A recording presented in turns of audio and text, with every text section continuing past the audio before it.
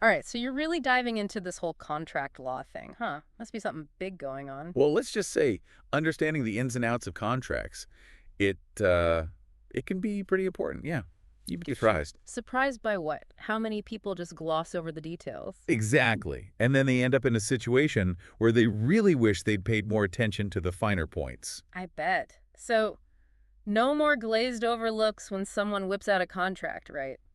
We're gonna make you sound like a legal pro. That's the goal.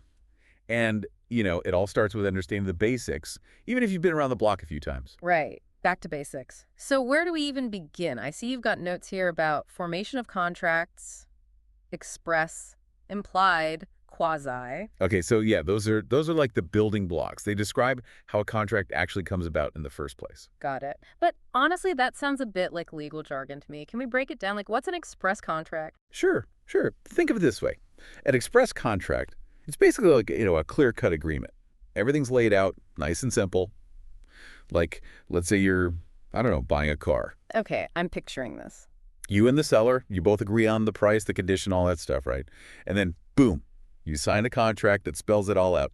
That's an express contract, crystal clear. Straightforward enough. But what about those situations where things aren't so clear cut? Like maybe there's no written agreement, but it still feels like there's some kind of understanding. You're talking about implied contracts. And those can be a bit trickier because you have to look at the party's actions and the circumstances. Like imagine you've got a local kid who mows your lawn every week. All right, I'm following. And you've been paying him, say, 20 bucks each time, no formal contract, right? But you both keep doing it week after week. Right. It's a routine. Exactly. That pattern of behavior, the back and forth, it implies that there's an agreement in place, even if you never actually shook hands and said, this is a contract. So consistency is key. What about that quasi thing? That one sounds a bit more, well, legally murky. Yeah, quasi-contracts. They're a bit unique. Think of them as a sort of legal band-aid. They come in when there's no real contract, but it would be totally unfair if one party didn't have to hold up their end of the bargain. Unfair how? Got any examples? Sure, imagine a contractor starts building a fence, right? Yeah. But they accidentally start building it on the wrong property line. Uh-oh, that's a problem. It is. And let's say the homeowner, they see what's happening, but they don't say anything. They just let the contractor keep building, knowing they're making a mistake. Sneaky. So what happens then? Well, in that situation, a court might step in and say, hold on, even though there wasn't a formal contract for the homeowner's property, it's not right for them to get a free fence. So the court would create a quasi-contract. Exactly. To Hmm. make sure the contractor gets paid for their work, even if it wasn't the original agreement. It's all about fairness, you see. Makes sense. So we've covered how contracts come to be, but what about the different types of contracts? You've got bilateral and unilateral on your list here. Ah, yes, good old bilateral and unilateral contracts. Think of them as two different ways to strike a deal. Two sides of the same coin, sort of. In a way, yeah. Yeah. Bilateral contracts are like a two-way street. Both parties promise to do something. It's a classic exchange of, I'll do this if you do that. So like our freelance contract example, right? I promise to do the work, and the client promises to pay me. You got it. Both sides have skin in the game.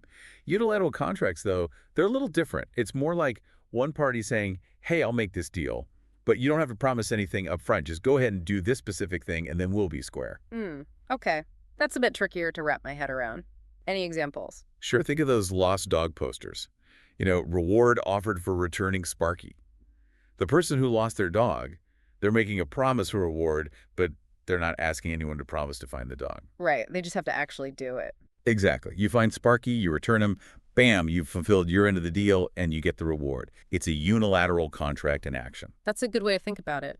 So let me try to apply this to, say, something like hiring a contractor to renovate a bathroom. That would be a bilateral contract, right? Absolutely. You promise to pay the contractor a certain amount, and they promise to do the renovation according to your agreement. Two-way street. Got it. And within those broader categories, bilateral and unilateral, are there even more types of contracts? Oh, you bet. The world of contracts, it's full of fascinating variations.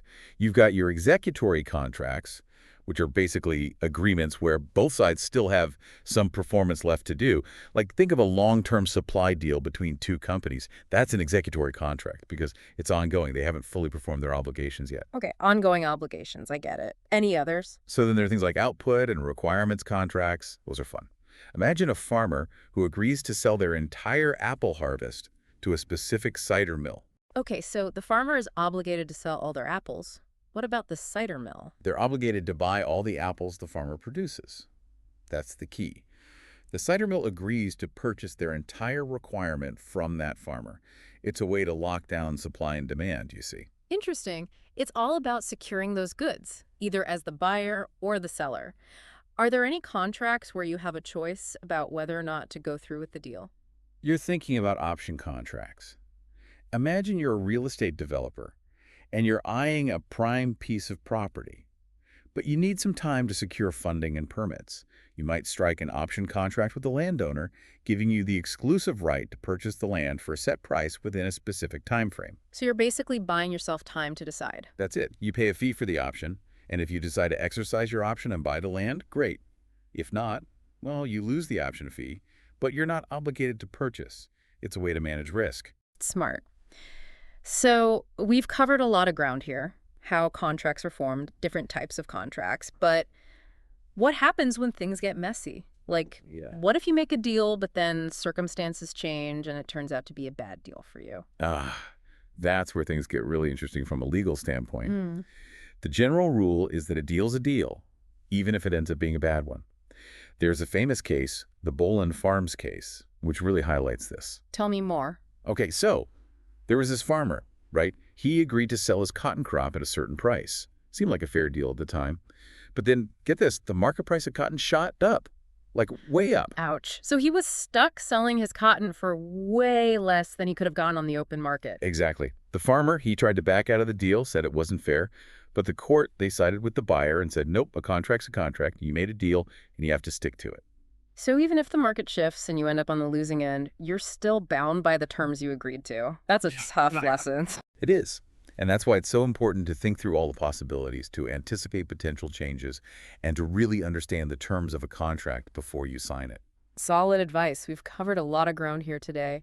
Any final thoughts you want to leave our listeners with? You know, we've really just scratched the surface of contract law. It's a fascinating and complex area, but understanding the basics, the different types of contracts, how they're formed, the general rules of enforcement, that's a great foundation.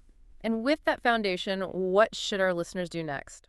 Now, take this knowledge and apply it to your own world. Think about the specific kinds of contracts you encounter in your work or personal life. Are they usually express contracts? Implied. Do you often find yourself in situations where option contracts might be useful? The more you learn about contract law in the context of your own experiences, the better equipped you'll be to navigate those situations successfully. Great advice. Well, it seems that we've reached the end of our deep dive for today. Thanks for joining us on this journey through the intricacies of contracts.